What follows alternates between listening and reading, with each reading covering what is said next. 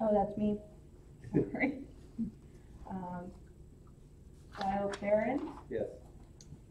Charles Ault, Yes. Michael McTaggart, Mark Awful, Marvin Sticknell, Present. John Scher. Yep, here. Everybody has a copy of the agenda in front of them. Is there a motion to approve? Mr. Ault, seconded by Mr. Sticknell. All in favor, aye? Aye. Opposed, same sign. That motion passes. Are there any public comments today? Public comments? Seeing none, we'll go on to the committee chair reports. Mr. Ault, Highway Committee? Nothing major coming up. We do have, and haven't set the date yet, for late January usually, for the letting of contracts for sand and gravel and other supplies.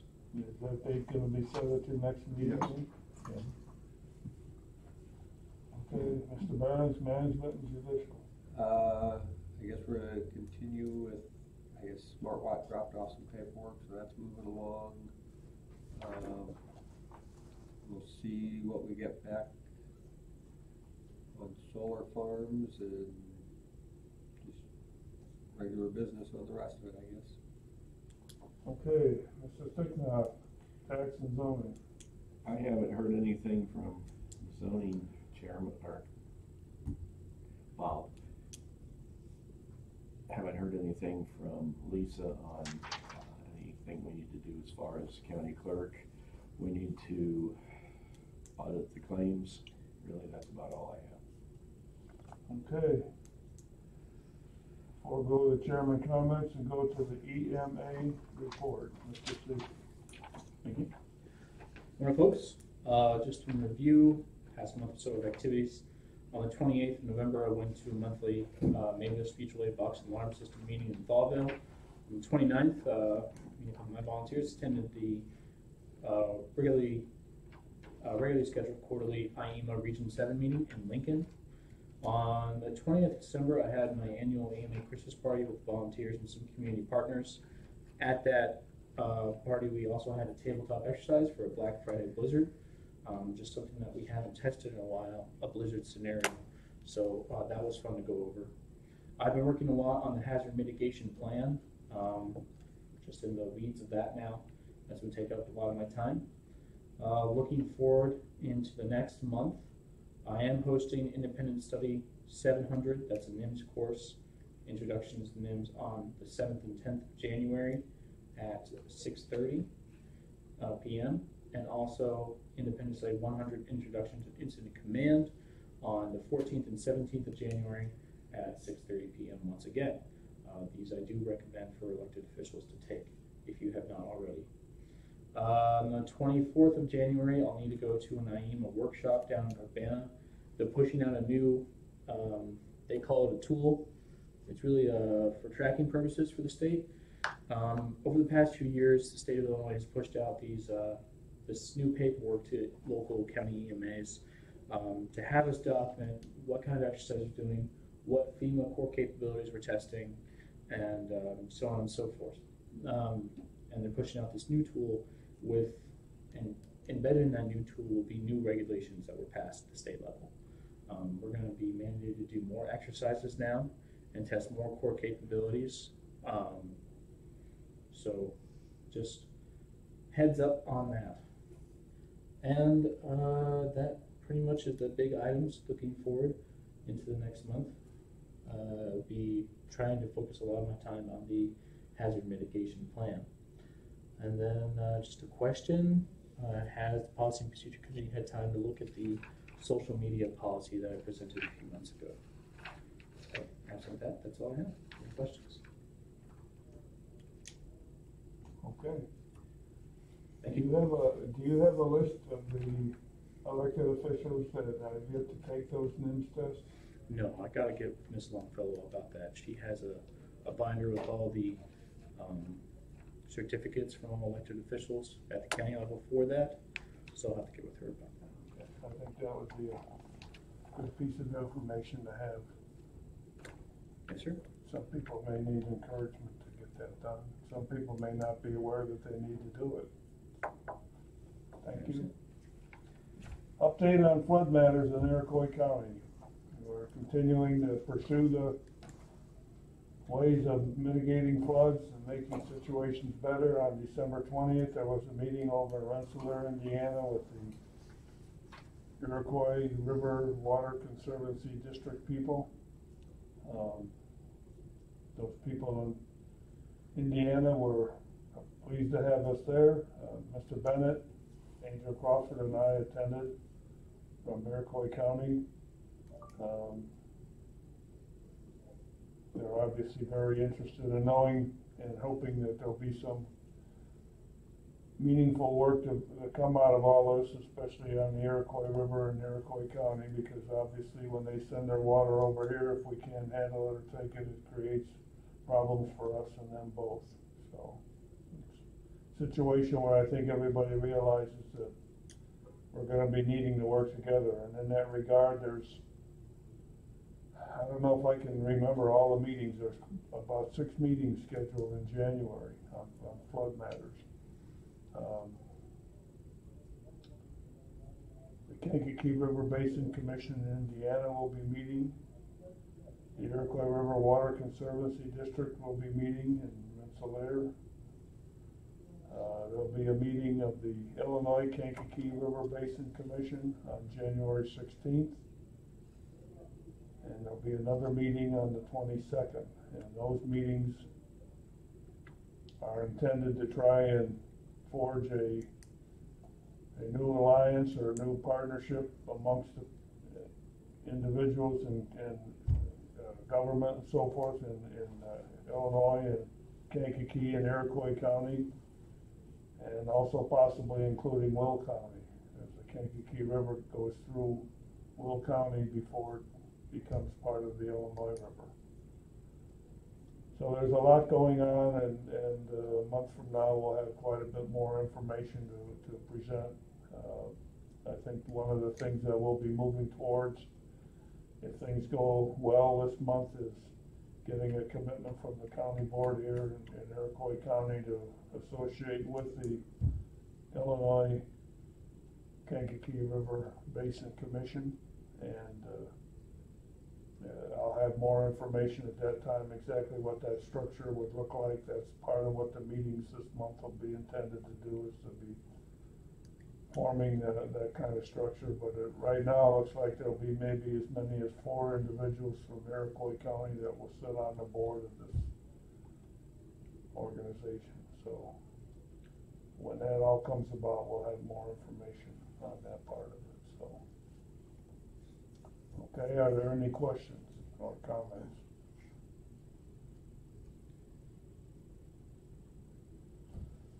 Okay, next on there was an update on the request for certification of compliance for the motor fuel tax and township bridge program commission program funds. Mr. Moore is not here with us today, and I don't have anything to add to that, so we'll carry that forward till next month.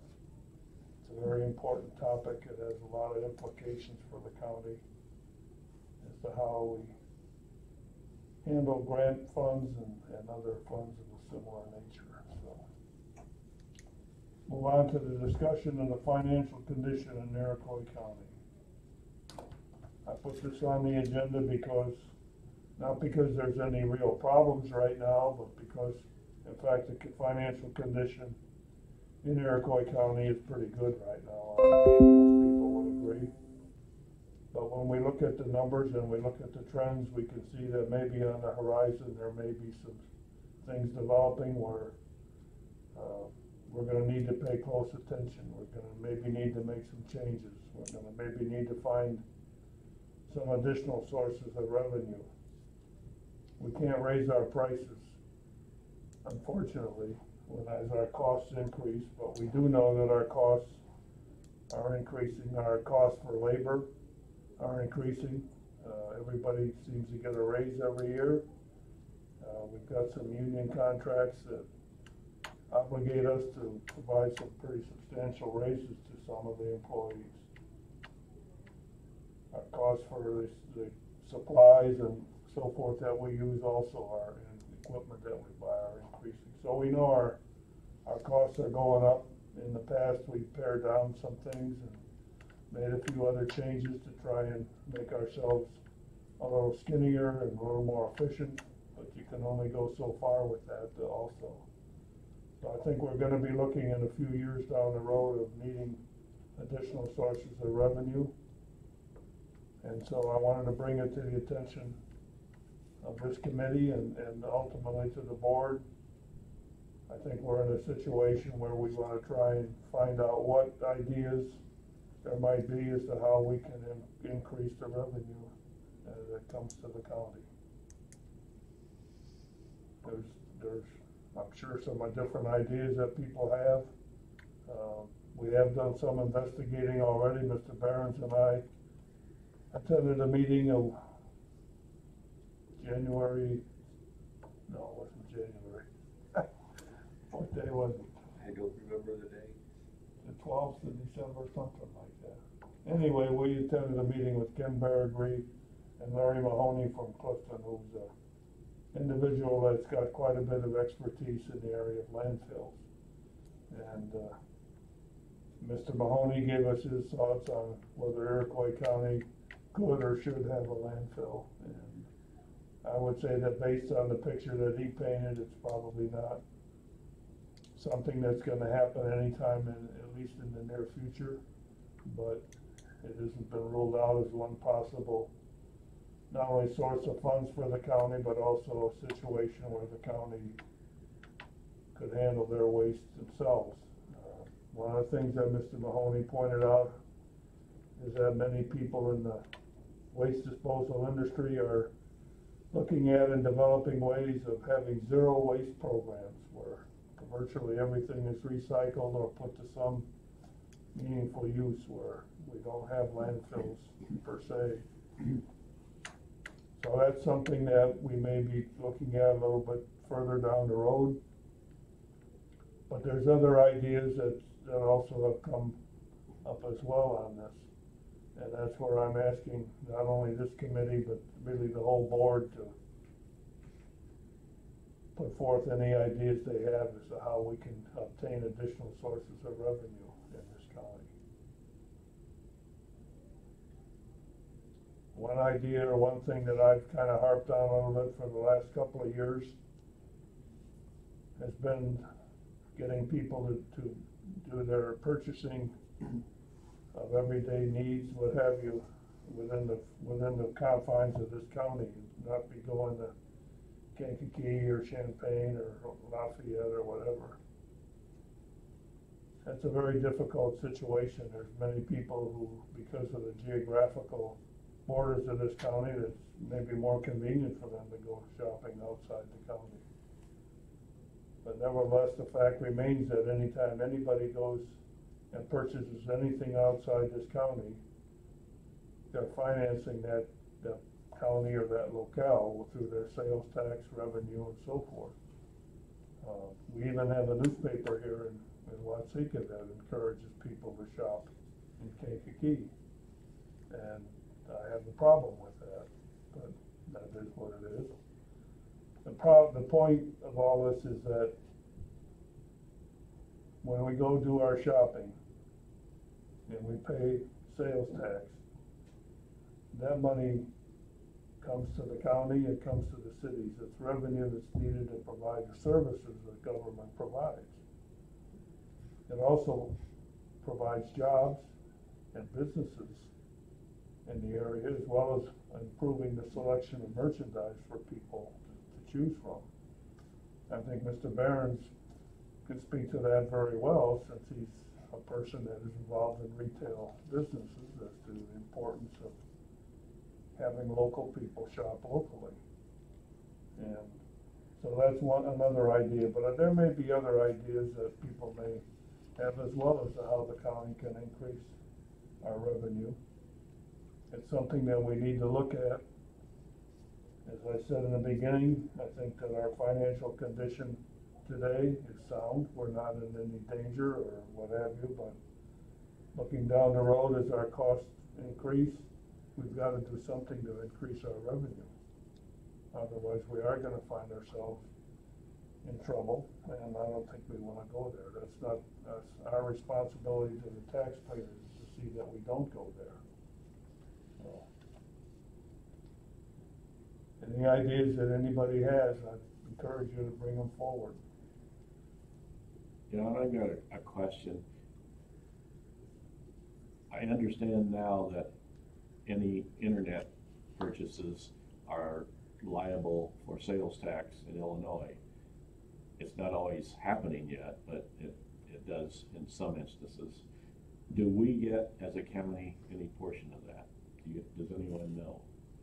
I don't know that I can answer that completely, but I think we do, Okay. but I don't know for certain. Some of the ways that sales tax monies are handled and distributed out of Springfield aren't completely understood. We had established a situation where there was supposed to be some information on that, and I think we had, if I remember correctly, I'll have to research this, I think we had designated Anita Speckman as the contact point with the Illinois Department of Revenue to get information on sales tax. I think that's correct. So maybe we need to update that and have Amanda to be that person and dig into that a little bit further in order to find out just exactly what that situation is. But that is certainly a situation that impacts all the local merchants, because that's taking sales away from them, which impacts their viability of their business. I don't think anybody has any facts or figures on how much business is done over the internet. I don't think anybody has any facts or figures on how much business is done outside the county. But I know we have encountered individuals from time to time whose first thought when they want to purchase something is to go outside the county to do so. And they don't, I guess people don't, and you can't force people to not do that, but by the same token, I don't think people understand the implications of that. I understand that there's certain items you can't buy here. Right. But, yeah, there's a lot of them that you can and probably really should. And then I think a lot of the items that supposedly you can't buy here, and this isn't everything, but a lot of the ones that you can't, there are merchants here that can obtain those items even though they may not have them on their shelf. They have access to most of the same things, and I think that most of the merchants, at least the ones that understand business and know what they're doing, I think they're willing to barter with somebody if there's a price problem on something. Obviously, making a sale and getting something out of it is worth a lot more than nothing. So, John, I think the sales coming in the county from sources like that, from mail orders, is quite substantial, more than we really think. I was talking to our local rural delivery mailman at Cissna Park only yesterday. He says, "Thank God Christmas is over." He told me the difference of his volume before Christmas and after. I guess in some respects it's always been that way. I know when I think it's far worse now. He's told me even in the summertime he gets loads that he never ever got only a few years ago. in the last century, when I was a younger man, when I was in school, the post office used to hire additional people during the holidays because of the load, and I participated in that program a number of years. So I'm familiar with what you're saying, but I don't know how it's growing year round though. I don't know how we would get information as far as what the extent of that is. It would be helpful if we could. I don't think there's any question about that. But I think we do know that what I'm talking about, we think we do know that there are many people, and that's understandable. If a guy lives, let's say he lives in Lodi, he's 2 or 3 miles from Paxton, he's gonna go do his grocery shopping there and probably whatever else in that town. And so, in essence, he's financing Ford County with his revenue. True, but this reverse is probably true as well. Some rural Paxton people may be buying in our county because it's the same situation, closer to them. I'm sure we have people from Indiana that, Yeah. if you go to Walmart out here, you'll see a lot of Indiana license plates. I understand that, and that's kind of a trade-off, that's true.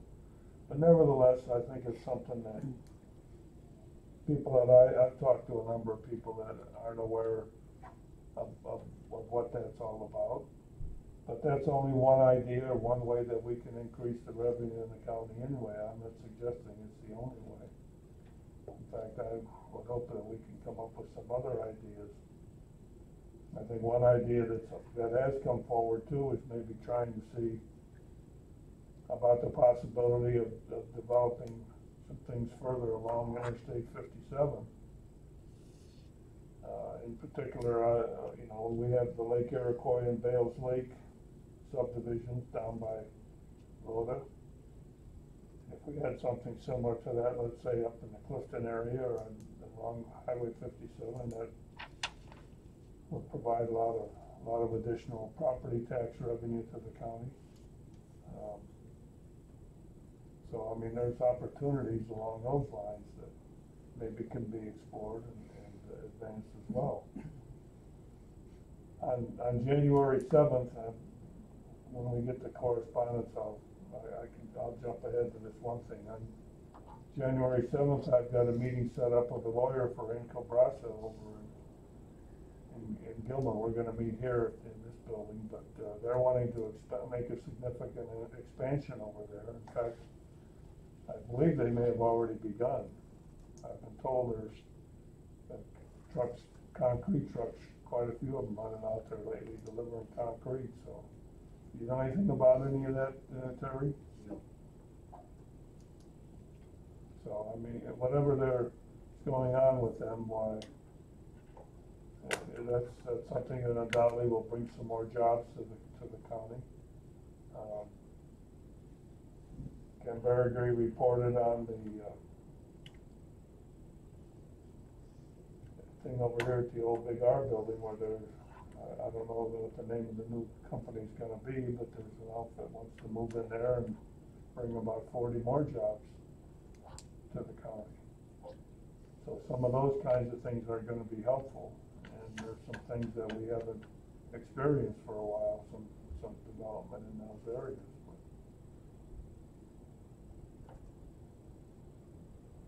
Anyway, that's mostly what I had to say on the issue. I think it's an important issue that we need to be looking at and taking very seriously, because I don't think we want to wake up 2 or 3 years down the road and suddenly find ourselves in a big hole that we can't dig out of. Okay. Okay, next item is appointments. We got a few appointments to make this month.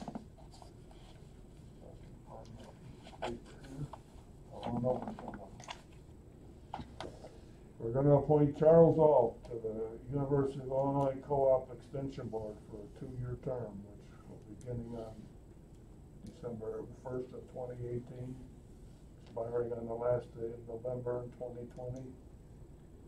Chad McGinnis and Barbara Offel will be reappointed to the ICANN Joint Education Committee. Paul Ducat and Warren Weber will be reappointed to the 911 Board.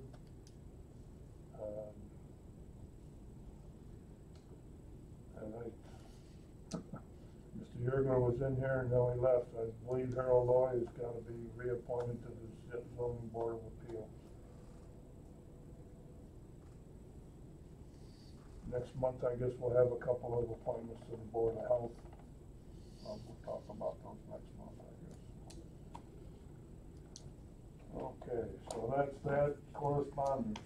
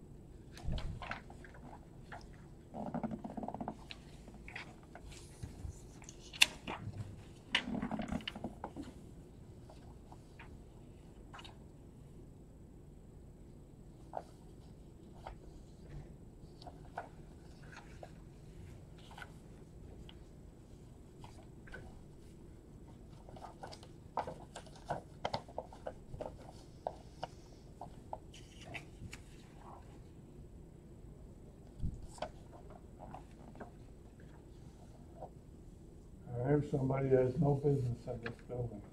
Who is it? He's old and senile, he forgot he's not here anymore. Oh my gosh. Some people just can't give up. Yep.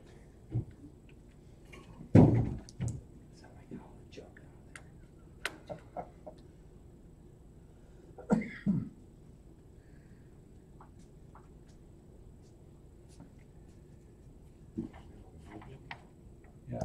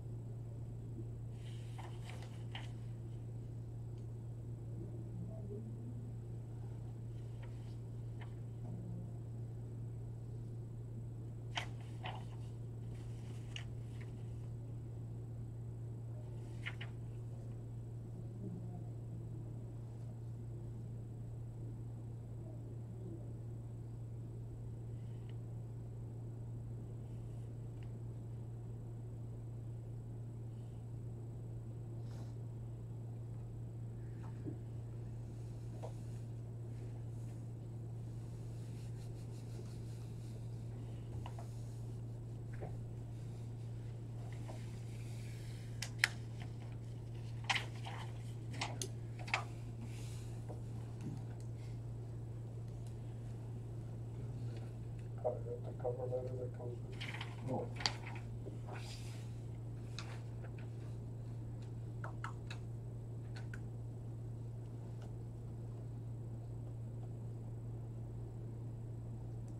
What that is a letter from the Kankakee County. They just got their hazard mitigation plan completed, and I'll talk to Eric about it.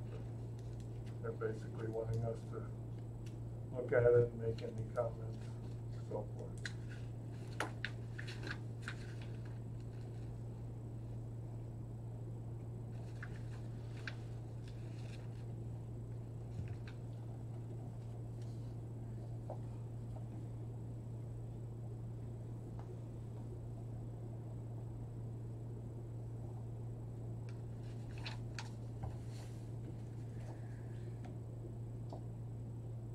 Last month, I guess we'll move on, we don't have any claims today, we'll move on to old business. Last month, we talked about this letter that came asking us to designate the week of January 20 to 26th as School Choice Week in Iroquois County. I guess most of you guys didn't think that was something worthwhile to do. I just wanna make sure if there's been any change in thinking on that. Anybody think we should do it? What was that, week of what again? School Choice Week.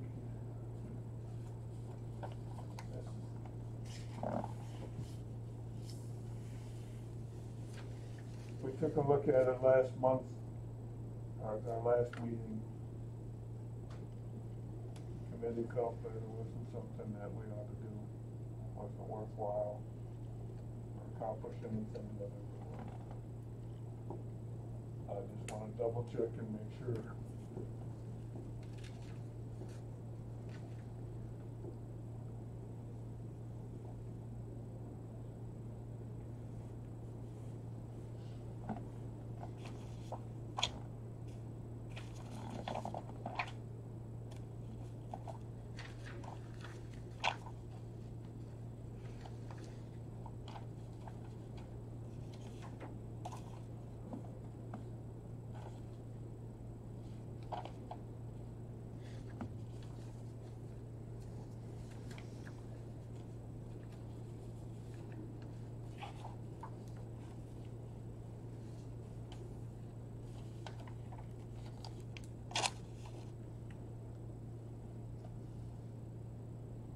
You have any thoughts on that, Charlie?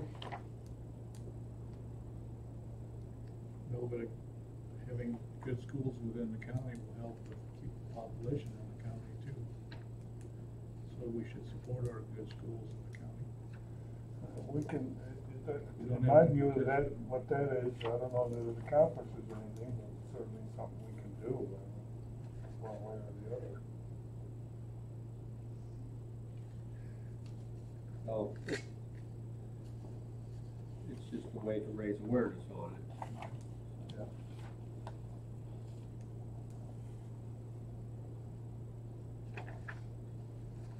I guess I don't see a reason not to do it. I think last month the committee didn't see any reason to do it, so it's kind of one of those things. Either way, there's no reason to do it, no reason not to do I it. don't believe I was here last month, Okay, so. I think if we're looking for ways to increase revenues and draw people to the county, if we can do something to raise awareness of our schools, that might be a way to do it.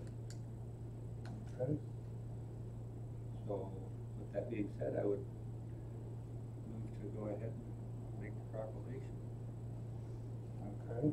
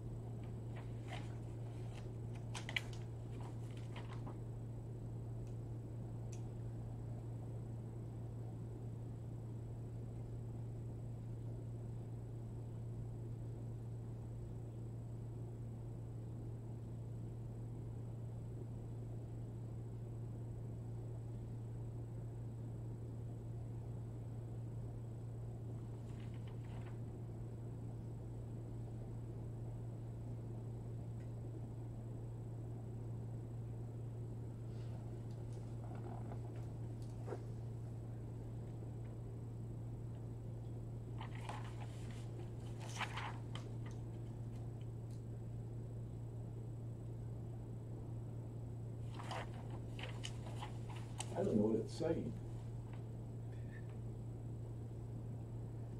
Well, I think as Lyle points out, it's just something to help, I guess, make people aware of schools, the choices that there might be, I don't know. I I can't, I can't answer your question real good because I'm not sure that I know either. When I think it's something that some organization, well, I forget where they are, in Washington or wherever they are, they're trying to get some nationwide thing going. You know, we have days and weeks and months for just about everything you can think of. We have National Lizard Day and whatever other kind of crazy things you can think of. when you hear school choice, it just makes me think that, well, if a child in Milford doesn't like the Milford School District, then he should be able to go to possibly Watsika or Hoopeston without any financial replication or any financial money that he has to kick in himself. So I'm not really sure what it means. Well, I would hope it wouldn't come to that because, again, you get back to similar to what we were talking about doing your purchasing in this county.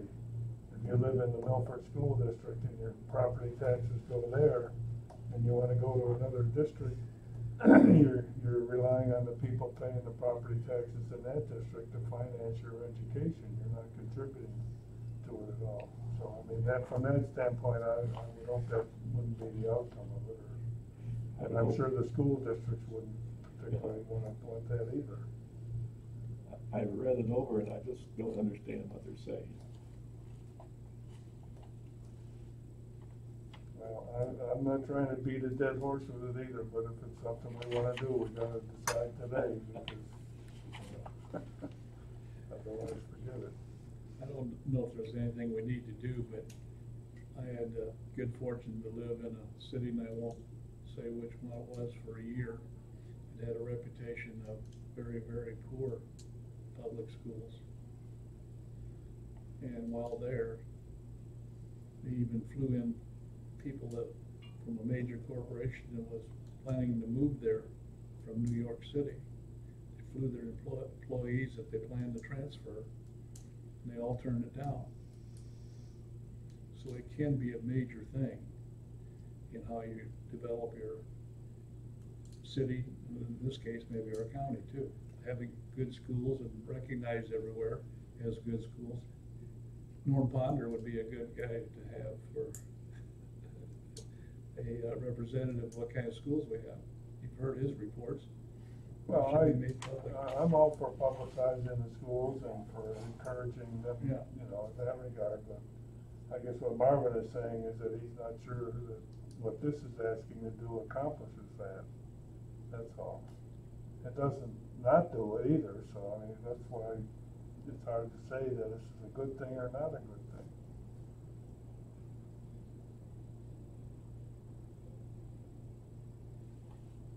Says here, one spot, whereas Iroquois County is home to a multitude of high-quality public and non-public schools from which parents can choose for their children, in addition to families who educate their children in the home. Well, my way of thinking, the way you would choose a school is you would move into their district. There are schools that are not public schools that you can go to, again, but you have Right, to pay, correct. you pay the tuition. Right. And if you live in Milford and you wanna go to school in Gilman, you pay the tuition. You can go there. That's true, yeah. They're not gonna turn you away. But, That's true, that option is available. and I don't think there's anything in there that addresses the issue of who's gonna be paying the tab for it. It's true. I guess I can't see that it does any harm. Well, there's a motion on the floor, we need a second or it's gonna die. I'll second if I can. Okay. Is there any further discussion?